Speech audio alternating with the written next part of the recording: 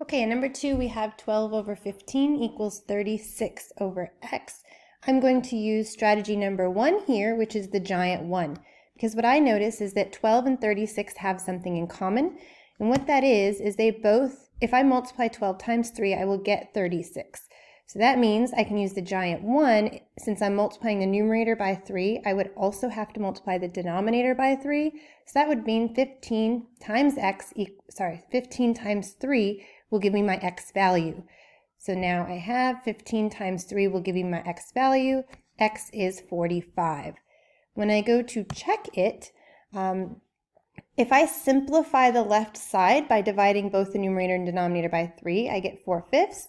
If I simplify the right side by dividing both the numerator and denominator by 9, it also simplifies to 4/5, which means the left is 4/5, my right is 4/5. They are in fact equivalent, so x equals 35.